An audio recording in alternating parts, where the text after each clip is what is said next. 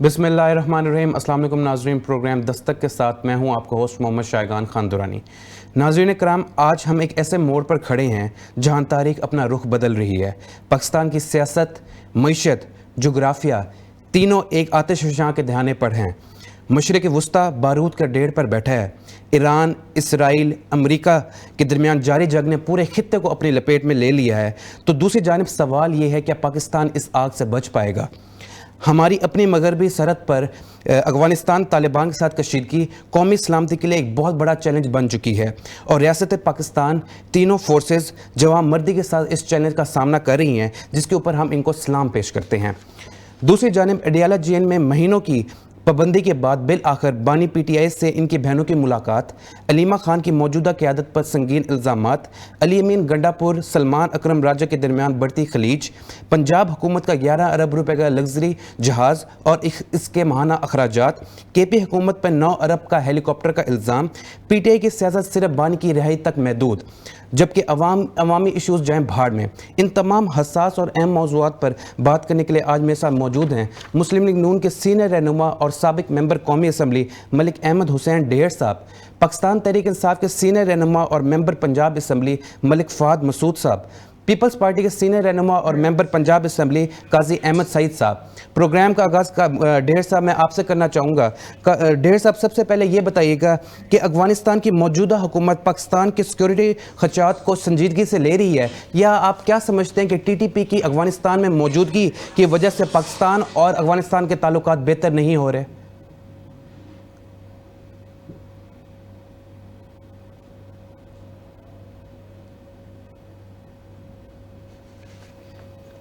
ढेर साहब, आपको मेरी आवाज़ आ रही है सर? कर रहे हैं डेकेड से, कई दहाइयों से। जी। आज वो इंडिया और इसराइल के साथ मिलकर उनके आला कार बने हुए हैं। जी। इतने दुख की बात है कि जिसने उनको सहारा दिया, जिसने उनको अपने पास अपना भाई बना के, अपने माँ बहने बना के रखा जी, और उनके अगर लफ्ते जिगर का खून कर रहे हैं ये लोग, जी, और वो किस लिए? सिर्फ पैसे के लिए। जी, ये तारीख ने साबित किया है कि पैसे के लिए वो किसी भी इंडियन से भी मिल सकते हैं, इसराइलियों से भी, यहूदियों से भी मिल सकते हैं। जी। अब हम आपको मैं एक चीज बड़े दुख से कहना चाहता हूं कि जिस वक्त ईरान ने हमला किया, जी। ईरान पे हमला हुआ, जब अमेरिका ने बड़ा जुल्म करके उस पर हमला किया, जी। तो उसी वक्त ये जो मोदी साहब गए थे अपना आपके वहाँ इसराइल में, तो इनकी साजिश ये थी कि कोई 100 के करीब ड्रोन जो हैं इनके एयर बेस पे उन्होंने ला के रखे हुए थे, और वहाँ पे यहूदी भी मौजूद थे और इंडियन भी मौजूद थे ऑपरेट करने के लिए। जी। और इन्होंने हमारी अहम तनसीबात पे वो हमला करना था। मैं सलाम पेश करता हूँ पाक फौज को और मुस्लिम लीग नून की हुकूमत को कि उन्होंने ऐन वक्त पे कार्रवाई करके उन सबको नकारा कर दिया। ठीक। मैं समझता हूँ कि इतना बड़ा पाकिस्तान के लिए ये ड्रॉबैक हो जाना था, और करने वाले वो लोग थे जो हमारे अपने, हमारे पास, हमारे खुद, इनको हमने तालीम दी, इनको हमने खाना दिया, इनको अपने पास रखा, जी। तो इनको ये ज़ेब नहीं देता। मैं अपील करता हूँ अफगानी भाइयों से कि खुदारा दुश्मनों के हाथों में ना खेलें और मुसलमान और इस्लाम और कलमे का मान रखते हुए अपने मुसलमान भाइयों का कत्लेआम ना करें। आज हम मजबूर हो चुके हैं। वहां पर ये जो जंग की सूरत बनी हुई है अफगानिस्तान में, ये इनकी साजिश थी कि उधर से अमेरिका हमला करे ईरान पे, इधर से पाकिस्तान में ये डिस्टेबलाइजेशन की जाए। ये इंडिया की और इसराइल की साजिश थी। ठीक है। मलिक फ़ाद साहब, मैं आपकी तरफ आऊँगा। सर ये बताइएगा, पाक अफगान कशीदगी से खित्ते के ऊपर क्या असर पड़ सकता है, और आप क्या समझते हैं ये जो ईरान और इसराइल और अमेरिका की जंग इस टाइम चल रही है, इससे हमारे खित्ते का अमन किस हद तक ख़राब हो सकता है? जी, बिस्मिल्लाहिर्रहमानिर्रहीम। बहुत शुक्रिया दुरानी साहब आपका मुझे शो में इनवाइट करने के लिए। जैसा कि आपने इंट्रो में बताया, जो आजकल हमारे इस खित्ते की सूरत हाल है इंतहाई तशवीशनाक है जी। और यकीनी तौर पे इसमें बहुत सारे अवामिल जो हैं वो कार फरमा है कि जिसकी वजह से आज हम इस कंडीशन में हैं कि हमारे आसपास हमारी सरहदें जो हैं वो महफूज। जी। मुझे इंतहाई अफसोस होता है बीइंग पाकिस्तानी और फिर एक पॉलिटिकल जमात जिससे मेरा ताल्लुक है कि हमारे आसपास जितने भी इस्लामी मुल्क हैं, देखिए इंडिया तो हमारा अब्दी और अजली दुश्मन है, उसके साथ तो हम एक अरसा दराज के साथ निपट रहे हैं और इंशाल्लाह आगे भी निपटते रहेंगे। लेकिन अफसोस होता है कि जब हमारे इस्लामी मुल्क जो हैं, जो कि कलमा गो मुसलमान हमारी तरह के हैं, वो जब हमारे मुखालिफ बन जाते हैं और हम पे अटैक करते हैं और हमें फिर उनसे जंग करना पड़ती है, तो ये एक अफसोसनाक सूरत हाल है। और कोई भी मुहब्बे वतन पाकिस्तानी और फिर मुसलमान इस चीज पे कभी भी खुश नहीं होगा कि वो अपने बरादर इस्लामी मुल्क के साथ जंग करे। लेकिन मैं समझता हूँ कि इसमें अफगानिस्तान का बहुत बड़ा एक, इसमें उसके अंदरूनी मामलात जो नेगेटिव हैं उनका बहुत बड़ा किरदार है। इंडिया की इन्वॉल्वमेंट जो है वो एक बहुत ही उसमें नेगेटिव चीज है कि जो वहां से वो इंडिया ऑपरेट करता है और पाकिस्तान के खिलाफ जो है ये जो जंग की एक सूरत हाल बनी हुई है। तो मैं समझता हूँ इसमें हमें बहुत ही समझदारी के साथ इस जंग से और इस सिचुएशन से बाहर निकलना पड़ेगा, बड़ी तदबीर के साथ। और इसमें होना तो ये चाहिए कि तमाम जो इस मुल्क की सियासी जमातें और बिलखुसूस वो जमात जो कि इस मुल्क की जो है सबसे बड़ी सियासी जमात है, उनके साथ बैठ के इस मसले को हल की तरफ लेके जाया जाए, इसको डिस्कस भी किया जाए। और फिर मैं समझता हूँ कि अवाम की सपोर्ट जो है वो किसी भी एक मुल्क के लिए इंतहाई अहम होती है। जब तक इस मुल्क की अवाम अपने जो है वो अपनी सरकार के साथ खड़ी नहीं होती, तब तक वो मुल्क जो है वो ऐसी जंगों में कामयाबी हासिल नहीं करते हैं। तो मैं दुआगो हूँ और मुझे उम्मीद है कि इस मुल्क की जो अवाम है वो इस मुल्क की जितनी भी पॉलिसीज हैं, वो जो इस मुल्क की बेहतरी के लिए पॉलिसीज बनेगी और तमाम सियासी जमातों को बिठाकर जो पॉलिसीज कंसेंसस के साथ बनाई जाएगी उस पे अमल भी किया जाएगा। साथ ही में आपने ईरान और जो इसराइल की सिचुएशन के बारे में बात की है, तो मैं समझता हूँ कि इस वक्त ईरान एक वाहिद गैरतमंद इस्लामी मुल्क है कि जिसके खिलाफ ये तमाम कुफार और ये जो दजाली कूतें हैं ये बरसरे पैकार हैं और वो निहायत दलेरी के साथ और अपने मौक़िफ़ पर डट के वो जो है इनका मुकाबला भी कर रहे हैं। और काश कि हम being a Pakistani government level पे खुल के ईरान की सपोर्ट करते और ये कहते कि हम अपने बरादर इस्लामी मुल्क के साथ खड़े हैं और हम अमेरिका और इसराइल की आंखों में आंखें डाल के कंधे के साथ कंधा लगाते ईरान का, तो फिर मैं समझता हूँ कि अवाम भी हमारी जो है वो इंतहाई जो है इस चीज पे खुशी का इजहार करती। लेकिन अफसोस ये है कि हमारी जो खारजा पॉलिसी है हम उसमें अपनी पोजीशन इतनी पेचीदा कर चुके हैं कि ना तो हम जो है वो खुल के ईरान की सपोर्ट कर सक रहे हैं और ना दीगर कोई इस्लामी मुल्कों के साथ। लेकिन फहद साहब ये बताइएगा कि आपकी पार्टी का अभी भी ये मौक़िफ़ है कि अफगानिस्तान के साथ मुज़ाकरात होने चाहिए, या आप समझते हैं जो पाक फौज ने जो उनको करारा जवाब दिया वो बिल्कुल दुरुस्त दिया है?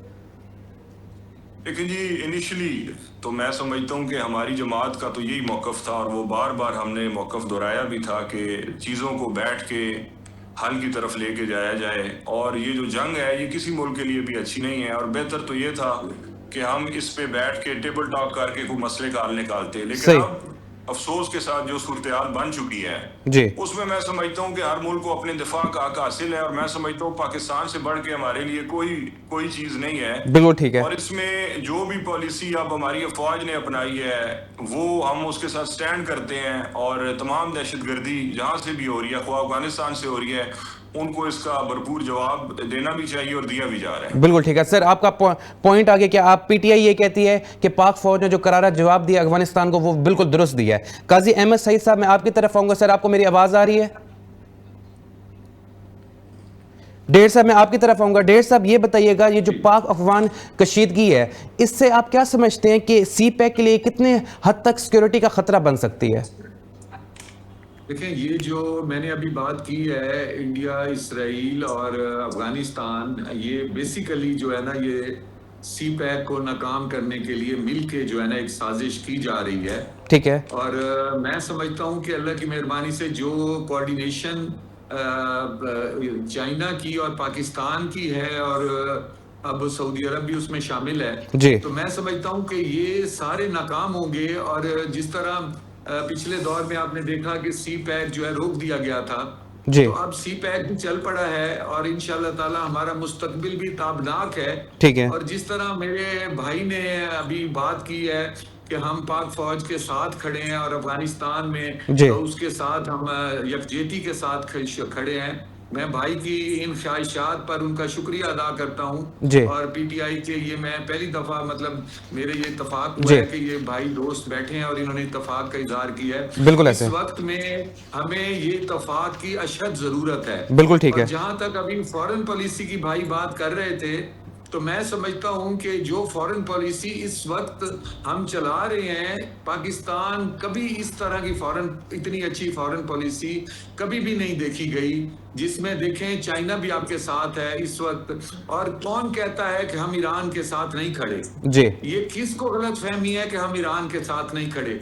हम ओपनली ईरान के साथ खड़े हैं, इसमें दूसरी बात ही कोई नहीं है। अच्छा। और मैं क्रेडिट देता हूं इस हुकूमत को और चीफ ऑफ आर्मी हमारे आसिम मुनीर साहब को कि जिस तरह उन्होंने सऊदी अरब पर हमला करने से ईरान को ये मैसेज पहुंचवाया है सऊदी अरब को और ईरान को आपस में कि ये एक दूसरे पे हमला नहीं कर रहे, कोई तीसरी कुव्वत ये शरारत कर रही है, तो जिसकी वजह से ये चीज रुक गई है।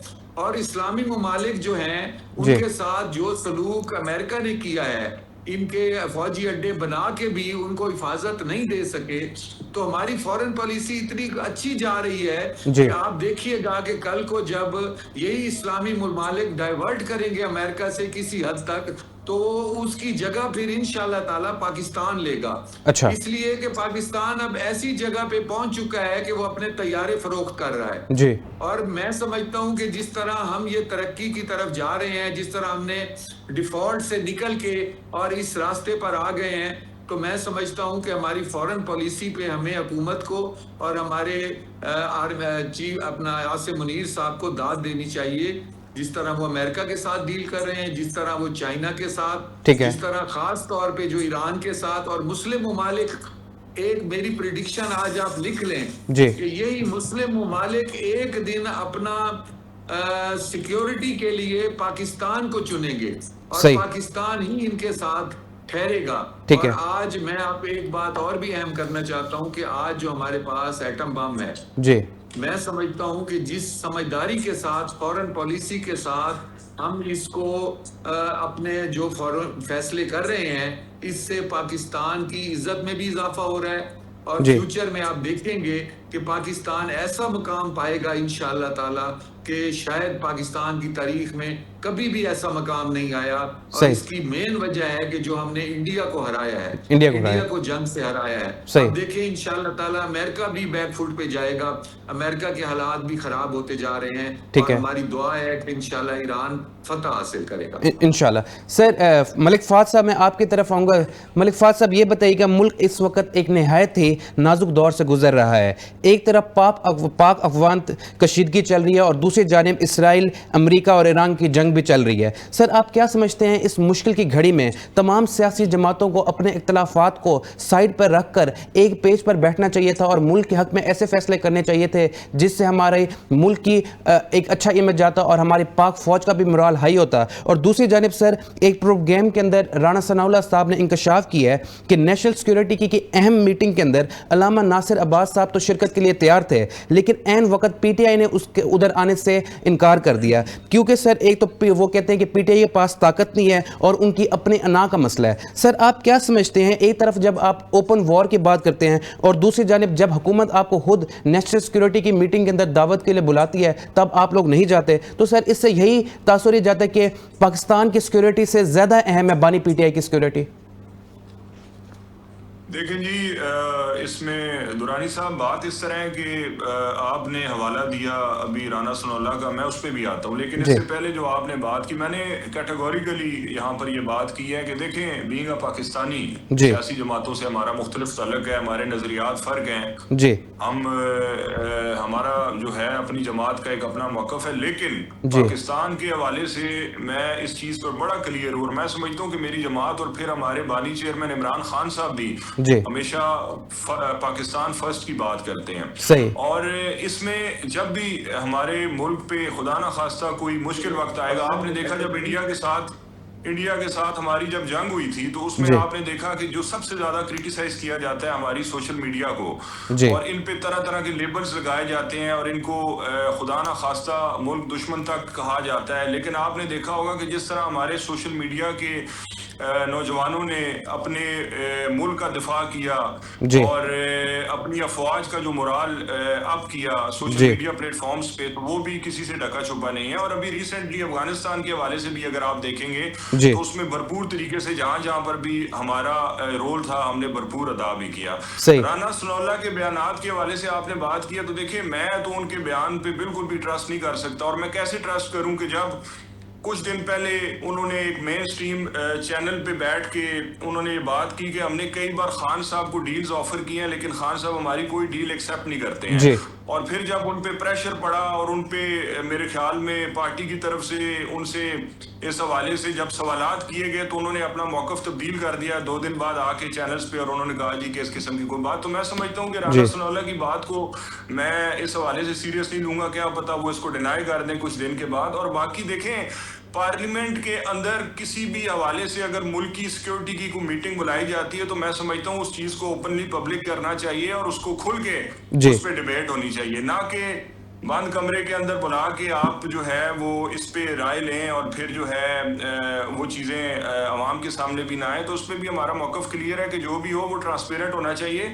और उसमें हमारी जमात इंशाअल्लाह ताला इस मुल्क के साथ खड़ी होगी और इस मुल्क के दिफा के साथ खड़ी होगी। बिल्कुल ठीक है। सेकेंडली देखें, हमेशा ये बात याद रखिएगा कि जब भी कोई रूलिंग पार्टी होती है वो जब भी मुल्क पे कोई मुश्किल हालात खुदा ना खास्ता आते हैं तो उसकी कोशिश ये होनी चाहिए कि वो तमाम जमातों को जो है वो अपने साथ इंगेज करे और कॉन्फिडेंस बिल्डिंग मेजर्स उनको जो है वो अडॉप्ट करने चाहिए। यहाँ पर अगर पीटीआई के हवाले से मैं देखता हूँ तो मैं समझता हूँ कि हमारा और गवर्नमेंट का बहुत ज्यादा एक जो है वो ट्रस्ट डेफिसिट है, और उसकी जो वजह है ऑब्वियसली वो हमारे जो बानी चेयरमैन इस वक्त जेल के अंदर हैं उनके हवाले से बहुत सारी चीजें ऐसी हैं कि जिस पे हमारी जमात भी शदीद तशवीश का इज़हार करती है और फिर इस मुल्क के 25 करोड़ अवाम जो कि बानी से मोहब्बत करते हैं वो भी परेशान है। तो मैं समझता हूँ कि इसमें जब तक आप जो है इस मुल्क के उस लीडर के साथ इस हवाले से बात नहीं करेंगे या उसकी आवाज बाहर नहीं लेकर आएंगे या इवन के इतने अहम फैसलों में उसको शामिल नहीं करेंगे तो तब तक जो है ये इस किस्म की बातें जो हैं वो आपको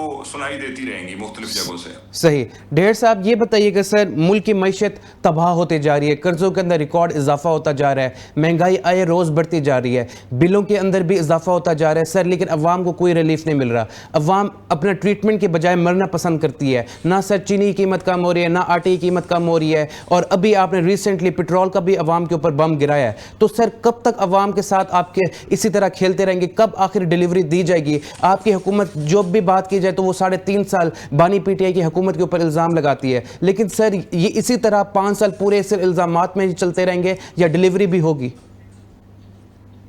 पहली बात तो भाई ये है कि पेट्रोल का बम हमने नहीं गिराया। सही। पेट्रोल का बम जो है वो पूरी दुनिया पे गिरा है। अच्छा। और उसकी वजूहात हैं ईरान और अमेरिका और इसराइल की जंग। ठीक है। और जहां तक आप बात कर रहे हैं ना पाकिस्तान में महंगाई की, पाकिस्तान में जो सूरत हाल है, जिस वक्त मुस्लिम लीग नून ने हुकूमत ली उस वक्त कोई भी सियासी जमात हुकूमत को लेने के लिए तैयार नहीं थी। आपको याद होगा कि उस वक्त मुल्क इस इतने फाइनेंशियली वो इतने बुरे हालात में था कि हम उस वक्त डिफॉल्ट पे जा रहे थे और हर कोई कहता था कि अगले महीने या अगले 15 दिनों में ये मुल्क डिफॉल्ट हो जाएगा। जब एक मुल्क आपका डिफॉल्ट पे जा रहा हो और जो हुकूमत उस वक्त संभाले तो सबसे पहले तो उसको अब गालियां सुननी पड़ती हैं, सबसे पहले वो बुरा भला बर्दाश्त करता है, सबसे पहले तो उसको जो हालात हमने बर्दाश्त किए वो आपको बताने से हम कासिर हैं। लेकिन सिर्फ इसलिए कि ये वही जमात है जिसने लोड शेडिंग खत्म की थी, ये वही जमात है जिसने मोटरवेज दिए थे, ये वही जमात है जिसने एटमी धमाका किया था।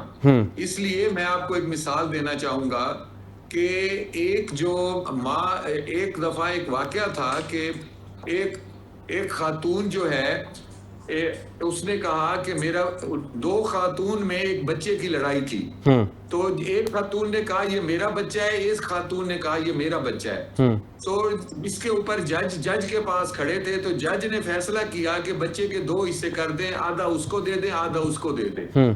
तो जो असल माँ थी ना, उसने कहा कि सारा बच्चा उसको दे दो। तो मुस्लिम लीग नून जो है वो पाकिस्तान की असल वो सियासी जमात है जिसने इस मुल्क को हमेशा तरक्की की तरफ गामजन किया है। इसलिए उस वक्त मुस्लिम लीग नून ने अपनी गालियां सब कुछ सुनने के बावजूद इस मुल्क को संभाला और माशी तौर पर IMF के साथ बैठ के शराइत तय की। उसके बाद ये वही वक्त था कि जब सऊदी अरब ने हमारे जो वजीर आजम थे उनको जहाज से उतार दिया था, जब अमेरिका जो है वो हमारे वजीर आजम का फोन नहीं सुनता था। ठीक है, आज वही सऊदी अरब जिसने हमें, मैं समझता हूँ जो सबसे बड़ा इस हुकूमत का कारनामा है वो है जो हमें अल्लाह ताला ने अल्लाह और रसूल के घर की नौकरी नसीब की है। बेशक हम सऊदी अरब के साथ जो डिफेंस पैक्ट हुआ है, ये मैं समझता हूँ जो पाकिस्तान बनने के बाद 1947 की खुशी थी या इंडिया से जंग जीतने की खुशी थी, ये उससे भी बढ़कर खुशी है कि अल्लाह ने हमें अपने घर की नौकरी का मौका दिया है। आज आप देखें मुस्लिम दुनिया में आप हीरो की तरह खड़े होते हैं, मुस्लिम दुनिया की आप आंख का तारा बन चुके हैं। और कल को मुस्लिम दुनिया जिसका एतमाद अमेरिका से अब हट चुका है कि उसके अड्डे होने के बावजूद भी वो तहफ़्फ़ुज़ नहीं दे सके मुस्लिम दुनिया को, तो आपको अब आपकी एटम बम वाली जो मुस्लिम आपकी हुकूमत है पाकिस्तान, ये जो है आगे आएगी और इनको तहफ़्फ़ुज़ भी दिलाएगी और ये इंशाअल्लाह ताला तरक्की भी करेंगे। और ईरान के साथ सऊदी अरब का ऐसा लिज़ान करवा दिया गया है कि इंशाअल्लाह ताला जितनी भी कोशिश कर ले अमेरिका और इसराइल, ये चाहे मुस्लिम ममालिक पे जितने भी मिसाइल फेंक ले, अब मुस्लिम ममालिक कभी भी ईरान के खिलाफ खड़े नहीं होंगे। ठीक है, अब ये चीफ ऑफ आर्मी स्टाफ का वहां जाना, मैं समझता हूँ आप इसका रिजल्ट देखेंगे। इससे पहले एक दफा ईरान की जंग रुकवाने में भी इनका हाथ था और इस दफा भी मुस्लिम ममालिक को ईरान के साथ लड़ने से बचाने का क्रेडिट भी पाकिस्तान लेगा। और मैं समझता हूं कि ये जो फाइनेंशियल बात पे मैं आखिर में फिर उसे सम अप करता हूं कि फाइनेंशियल हालात बेहतर हो रहे हैं, ठीक है, बहुत ही स्लो हो रहे हैं। मैं मानता हूं हमने बिजली की भी कुछ कीमत कम की है, कुछ यूनिट, ठीक है, लेकिन मैं आपको बताऊं ये जिस तरह हालात खराब हुए हैं, हम डिफॉल्ट पे गए हैं, उसको संभाल के आगे ले आना ये बड़ा जान जोखिम का काम है जो ये हुकूमत कर रही है। और उसके बावजूद आप देखें कि हमारे अंदर के जो मुखालफत है वो हमें बहुत नुकसान दे रही है। मैं तो खुश हुआ हूँ, मेरे भाई जो PTI से ताल्लुक रखते हैं आज वो इतनी खूबसूरत बातें कर रहे हैं कि मुझे एक नई उम्मीद पैदा हो गई है कि पाकिस्तान अब तरक्की की तरफ जा सकता है। मैंने जितने भी प्रोग्रामों में PTI के दोस्तों के साथ प्रोग्राम किया है वो तो सीधा ये कहते हैं जी अफगानिस्तान को TTP को आप गले से लगाएं और जनाब आप जो है चले ढेर साहब बिल आखिर ढेर साहब बिल आखिर आप PTI की क़यादत से अब मैं आखिरी बात कर रहा हूँ, जिस तरह अब ये इन्होंने फौज के साथ कहा है यकजहती का इज़हार, तो मैं समझता हूँ ये बात मैंने कोई 5 साल बाद सुनी है कि PTI के अफसर दोस्त कहें यकजहती का इज़हार, तो मैं मुबारकबाद देता हूँ, ये बहुत ही खुशाइंद है। मैं अपने भाई का दिल से शुक्रिया भी अदा करता हूँ। सही मलिक फवाद साहब, ढेर साहब आपका दिल से शुक्रिया भी अदा कर रहे हैं। उसके साथ ही मेरा सवाल ये है कि अलीमा खान ने बराह रास्त बैरिस्टर गोहर, अली ज़फ़र, सलमान अकरम राजब पर इल्ज़ामात लगाए हैं कि वो बानी के केसेस की पैरवी सही तरह नहीं कर रहे। तो आप सर क्या समझते हैं, इस टाइम वाज़ेह तकसीम PTI के अंदर हो चुकी है कि एक सिस्टर ब्लॉक बन चुका है और दूसरा लीडर वकला ब्लॉक बन चुका है। तो सर आप क्या समझते हैं कि क्योंकि PTI के जो सपोर्टर्स जो हैं, जो वर्कर हैं, वो बहुत ज़्यादा क़यादत से मायूस हैं। वो कहते हैं कि बानी की सेहत के हवाले से जिस तरह PTI की लीडरशिप उनकी एहतजाज की कॉल दे सकती थी, जिस तरह वो स्ट्राइक कर सकती थी, उन्होंने नहीं किया। और इस टाइम आपके जो वर्कर्स हैं वो बहुत ज़्यादा नाला भी हैं और बहुत ज़्यादा दुखी भी हैं। तो सर आप क्या समझते हैं कि PTI के अंदर वाज़ेह तौर पर धड़ेबंदी हो चुकी है?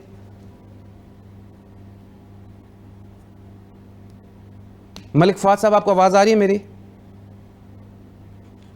जी आपको मेरी आवाज़ आ रही है? जी सर आ रही है। अच्छा, मैं इस हवाले से, क्योंकि ये चीजें बहुत ज्यादा आजकल मीडिया पे डिस्कस होती हैं पार्टी के हवाले से भी और खान साहब की बहनों के हवाले से भी, तो मैं समझता हूँ देखें इसमें बात बहुत सिंपल और क्लियर है जी। खान साहब की जो बहनें हैं वो हमारे लिए इंतहाई काबिल एहतराम है और उनका एक बहुत बड़ा इस पूरी तहरीक में किरदार है और उनकी पार्टी की तमाम लीडरशिप समेत जितना हमारे कारकुन हैं, वर्कर्स हैं, वो तमाम लोग इज्जत भी करते हैं और उनकी तरफ देखते भी हैं। जी देखिए जी, अगर हम कहें कि इसमें जो खान साहब की एक ये जो खान साहब के हवाले से ये जो एक तहरीक हमने शुरू की हुई है, ख्वाह वो अडयाला में हर मंगल को जो हम लोग जाते हैं और फिर इसके अलावा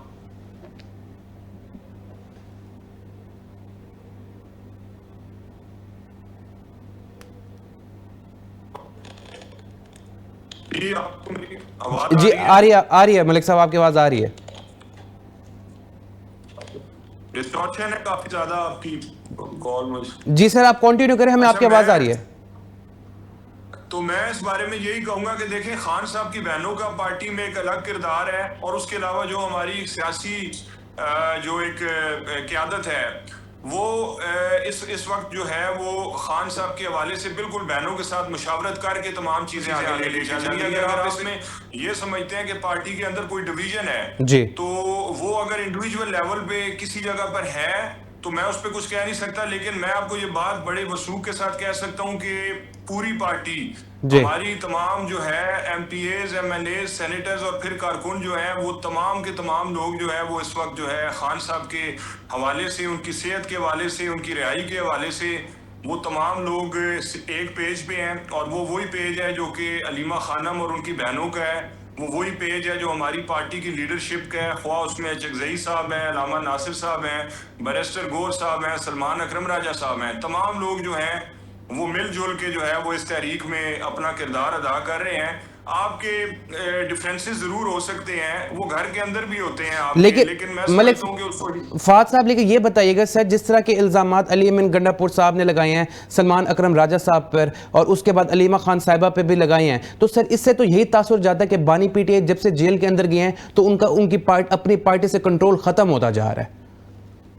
देखें जी दुरानी साहब, हमें रियलिटी बेस्ड बात करनी चाहिए। मैं समझता हूँ कि ये 2-2.5 साल का अरसा अभी तक जो गुजरा है इस पार्टी पे और हर तरह की सख्ती हम लोगों ने बर्दाश्त की है, हमारे वर्कर से लेके हमारी लीडरशिप ने हर किस्म के मजालिम बर्दाश्त किए हैं और उसके बावजूद भी जो है वो आज भी इमरान खान साहब के साथ खड़े हुए हैं, डट के खड़े हुए हैं। हालांकि हम पे बेगुनाह जो है वो झूठे केसेस बनाए गए हैं, हमारे वर्कर्स को, हमारे कारकुनों को सजाएं दी गई हैं, लेकिन इसके बावजूद जो है वो पार्टी 1 पॉइंट एजेंडे पर अभी भी खड़ी है और वो एजेंडा यही है कि तमाम जमात जो है वो खान साहब के पीछे जो है वो अभी तक खड़ी है और उनको अपना लीडर मानती है। तो मैं समझता हूँ ये बहुत बड़ी बात है इस मुल्क में। इस मुल्क की तारीख जो है वो तो इस किस्म की है कि यहाँ पर अगर 4 दिन किसी जमात का जो सरबराह जेल के अंदर जाता है तो पीछे तमाम पार्टी तितर बितर हो जाती है और टूट फूट का शिकार हो जाती है। तो मैं समझता हूँ कि इस जमात को बनाने के लिए जो खान साहब ने मेहनत की है, जो इतने साल उन्होंने स्ट्रगल की और इस जमात को ग्रास रूट से लेके यहाँ तक लेकर आए हैं, तो ये जमात इंशाल्लाह इसी तरह खान साहब के साथ खड़ी और इसमें कोई इख्तलाफ नहीं है।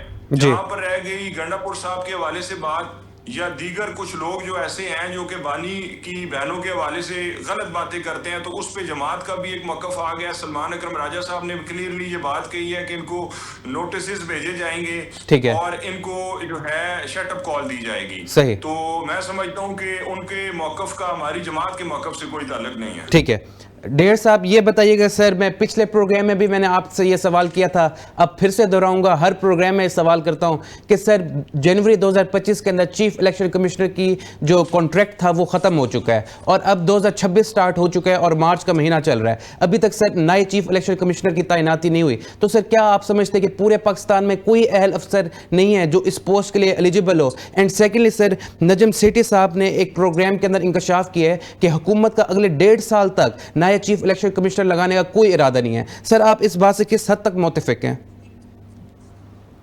मैं समझता हूं कि बात है प्रोसीजर की। पिछले दिनों में मैं अब थोड़ा सा आपको बैकग्राउंड में लेके जाऊंगा कि एक हमारे पाकिस्तान के खिलाफ एक इंटरनेशनल कॉन्स्पिरेसी चल रही है जिसमें फौज को दीवार से लगाना जो है उनका बेसिक मकसद है।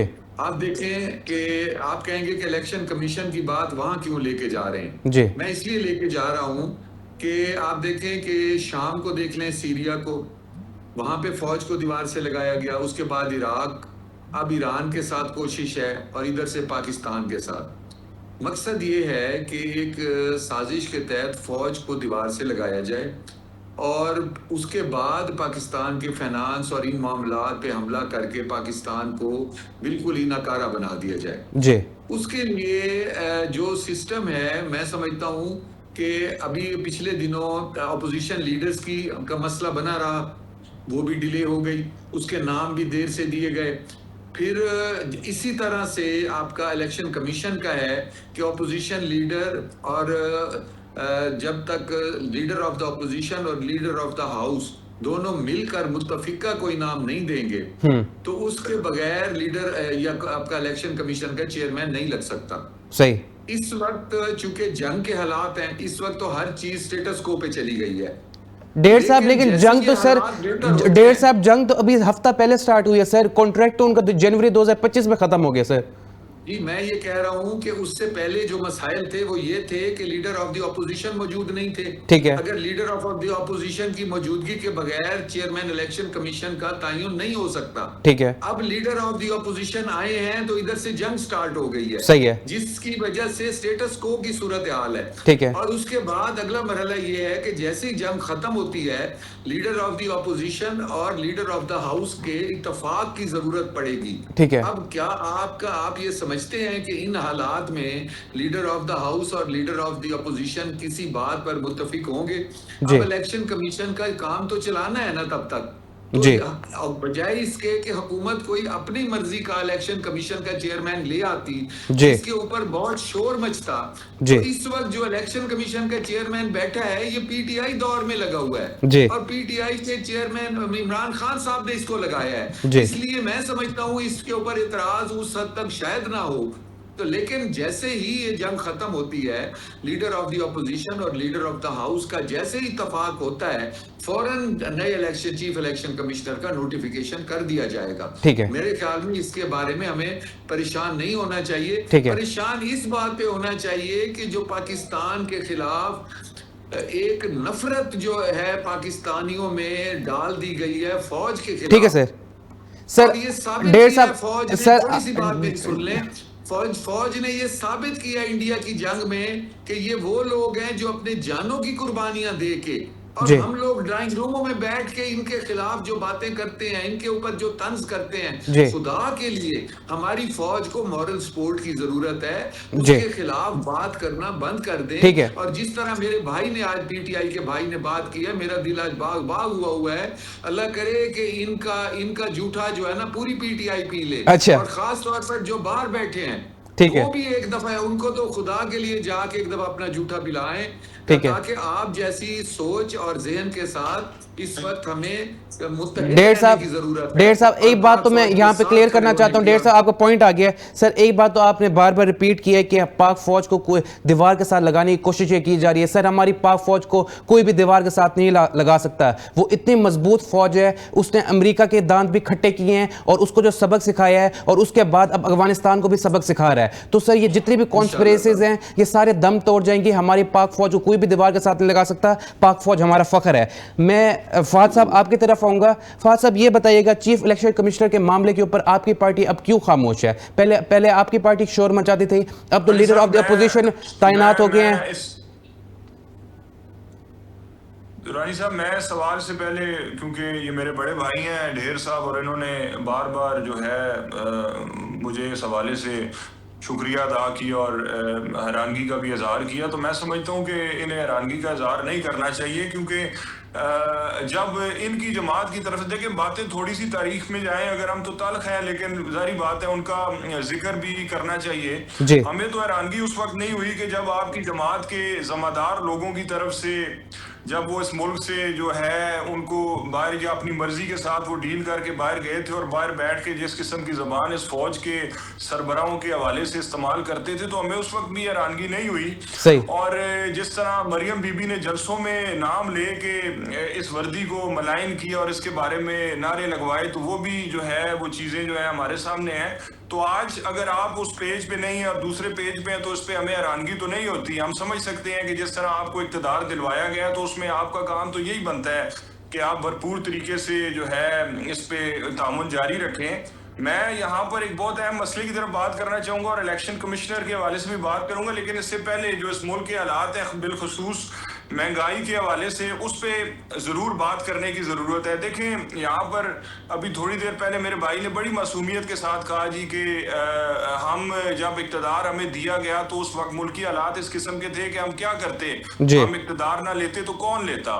तो मुझे इस पे वो शेर याद आया कि सादगी पे कौन ना मर जाए है खुदा, कि जिस तरह मासूमियत से इन्होंने ये बात की। तो मैंने कहता हूं कि जब ये जो 8 फरवरी 2024 का इलेक्शन हुआ और इसमें जो अवामी मैंडेट पाकिस्तान तहरीक इंसाफ को दिया गया था, तो वो मैंडेट इनको देने देते और वो मैंडेट जो है वो इंटैक्ट आता और वो इस्तेमाल में लाया जाता। और पाकिस्तान तहरीक इंसाफ अगर आज इस मुल्क की में इक़्तिदार पे होती तो शायद ये तमाम तर जिम्मेदारियाँ हमारे सर पे होती और हम इंशाल्लाह अच्छे तरीके से इन चीज़ों को डील भी करते। कोई ख़ास मजबूरी नहीं थी। अवामी मैंडेट जिन लोगों को दिया गया था, अगर उन्हीं पे जो है वो इत्तफाक किया जाता तो मुझे उम्मीद है कि मुल्की हालात अंदरूनी तौर पे और बैरूनी तौर पे काफ़ी बेहतर होने थे। ठीक है। बाकी ईरान की जंग के हवाले से बात की गई और प्राइस की जो कीमतें फौरी तौर पे पाकिस्तान के अंदर वो जो रातों रात एक प्रेस कॉन्फ्रेंस करके जो है 55 रुपए लीटर बढ़ा दिया गया, तो उस पे तमाम लोगों को ये जो एक पेट्रोल बम जिन पे गिराया गया, तो मुझे उस पे भी अफसोस और हैरानगी हुई है। हालांकि कहने वाले तो ये भी बताते हैं कि हमारे पास 1 महीने का जो है वो रिजर्व पेट्रोल मौजूद था पुराने रेट्स पे। तो आपको अगर लोगों को 1 महीना रिलीफ देना पड़ता तो मैं समझता हूं कि आप दे सकते थे और इसमें कोई हर्ज नहीं था, लेकिन आपने चूंकि फौरी तौर पे जो है वो कीमतें बढ़ा के लोगों को मजीद जो है परेशानी में डाल दी। और आपकी जो मैं कल एक बयान भी सुन रहा था, आपकी एक नून लीग की रहनुमा है, मुझे हैरानगी हुई कि उन्होंने कहा जी कि अगर हम 55 से बढ़ाकर 110 रुपए फी लीटर कर देते तो उस पर आप हमारा क्या कर सकते थे।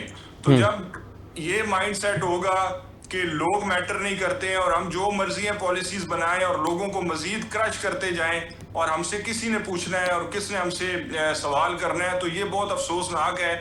हम समझते हैं कि आप अवामी मैंडेट लेकर नहीं आए हैं, लेकिन इसका ये मतलब नहीं है कि आप अपना तमाम तर गुस्सा इस पाकिस्तान की अवाम पे महंगाई की सूरत में निकालें और उनको मजीद जो है वो आप इस महंगाई की चक्की में जो है वो पीसते रहें। ठीक है। तो इस हवाले से मेरा ये मलिक फात साहब आपका पॉइंट आ गया। इलेक्शन कमिश्नर के हवाले से मलिक फात साहब आपका पॉइंट आ गया। सर मैं जरा डेढ़ साहब का मौकफ लेता हूं सर, प्रोग्राम का टाइम बहुत कम है। मैं इलेक्शन कमिश्नर के हवाले से एक मुख्तसर बात ये कर लूं कि देखें, हम तो फ्रैंकली आपको बताएं कि जिस तरह ये जो इनकी मुद्दत जो खत्म हुई है 26 जनवरी 2025 को, तो जो कानून और आइन कहता है उस हवाले से अमल किस पे करना चाहिए। हमारी कोई इनसे अच्छी यादें नहीं है, जो कि हमारे इलेक्शन में जो इनका किरदार एक रहा है और हमारी जमात का इंतखाबी निशान लेने से शुरू करें और उसके बाद जिस किस्म की हम पे पाबंदियां लगी हैं, और तो हम तो जो है वो कभी भी इस चीज़ को सपोर्ट नहीं करेंगे, बल्कि हम इस चीज़ पे जोर देंगे कि फौरी तौर पर बैठ के इलेक्शन कमिश्नर को जो है उसका जो है फौरी तौर पे तयन किया जाए और कानून के तकाजे पूरे किए जाएं इस हवाले से। ठीक है। डेढ़ साहब आप इस हवाले से क्या कहेंगे सर जो मलिक फात साहब कह रहे हैं? अच्छा मलिक फात साहब मैं आपकी तरफ आऊँगा। सर ये बताइएगा, पिछले 2 साल से शाह महमूद कुरैशी साहब, यास्मीन राशिद, उमर सरफराज चीमा और दीगर कदआवर शख्सियत भी कैद तनहा में है सर, लेकिन इनको शुरू से 2 साल से हम देखते आ रहे हैं, इनके लिए किसी ने आवाज़ बुलंद नहीं की। आपकी पार्टी से भी इनके लिए इतनी ज़्यादा आवाज़ बुलंद नहीं की गई रिहाई के लिए जितनी बानी के लिए रिहाई की है। लेकिन सर अब आपके सेंट्रल मीडिया यूनिट ने पहली बार इनकी ओनरशिप दिखाई है और मुतालबा किया कि वाइस चेयरमैन शाह महमूद कुरैशी साहब की बानी से मुलाकात करवाई जाए ताकि सियासी तातुल ख़त्म हो। तो सर आप अब हम ये समझें कि 2 साल के बाद अब पीटीआई को एहसास हो गया है कि बैरिस्टर गौहर और मौजूदा क़यादत नाकाम हो चुकी है और अब शाह महमूद कुरैशी ही इस कश्ती को पार लगा सकते हैं।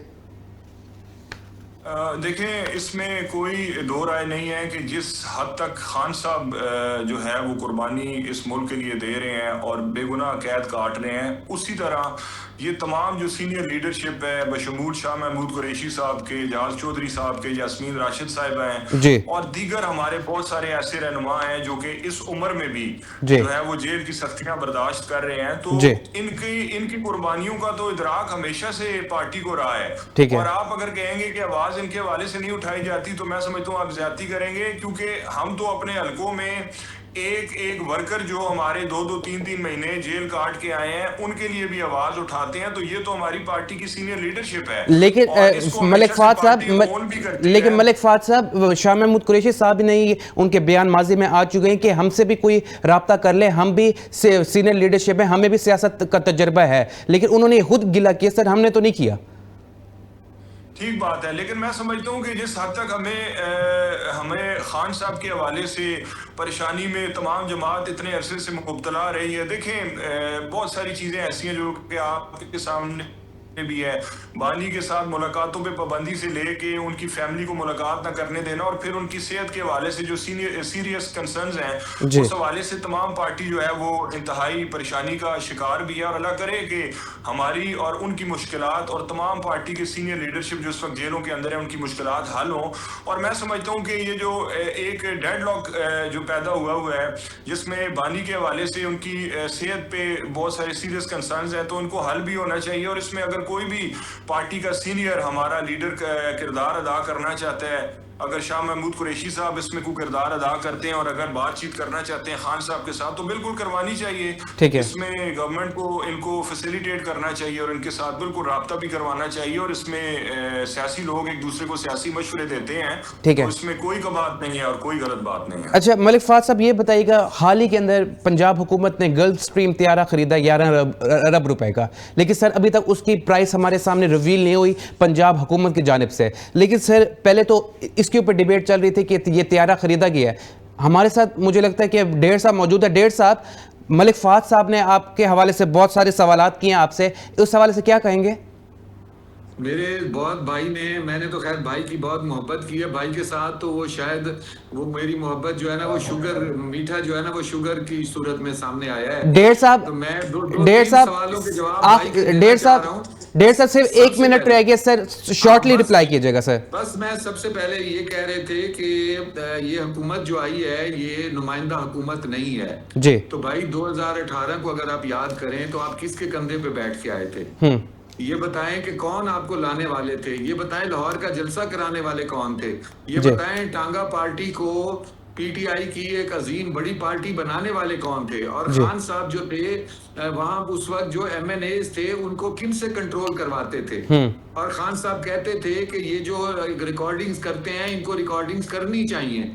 तो जब आप खुद उनके कंधों पे बैठ के आए हैं भाई, मैं तो इस तरफ तो जा ही नहीं रहा था जो आप बातें कर रहे हैं। और जो मैंने बात की है ना कि इसमें फौज को दीवार से लगाने का, यहाँ पे हुकूमतें पीपल्स पार्टी की भी गई हैं, नून लीग की भी गई हैं, लेकिन किसी ने इस शद्द-ओ-मद के साथ हमारे अहम तनसीबात पर हमले नहीं किए, किसी ने कोर कमांडर हाउसेस पे हमले नहीं किए, किसी ने आपकी ये जो है फौजी तनसीबात पे हमले नहीं किए।